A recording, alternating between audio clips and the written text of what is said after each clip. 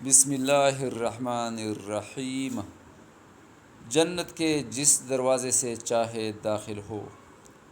حضرت عبادہ بن صامت رضی اللہ تعالیٰ عنہ فرماتے ہیں کہ نبی کریم صلی اللہ علیہ وآلہ وسلم نے ارشاد فرمایا کہ جس آدمی نے یہ گواہی دی جیسی کہ اس دعا میں درج ہے، تو اللہ پاک اسے جنت کے 8 دروازوں میں سے جس میں سے وہ شخص چاہے گا داخل فرمائے گا۔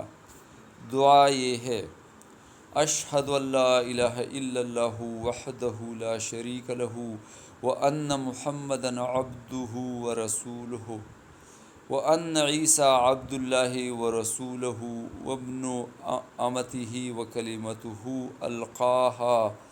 القاہا الی مریم وروح منہ وان الجنت حق ونار حق۔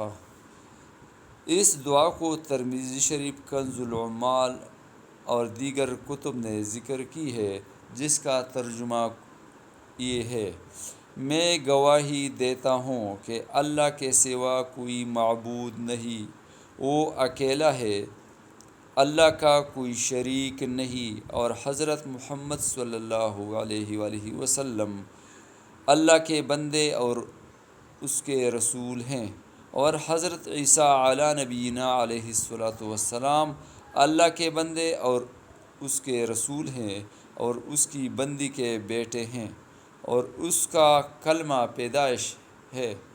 حضرت مریم علیہ السلام کی طرف جس کو بواسطہ حضرت جبرائیل علیہ السلام پہنچایا، اور اللہ کی طرف سے ایک جاندار چیز ہیں، اور اللہ کی طرف سے ایک جان ہے۔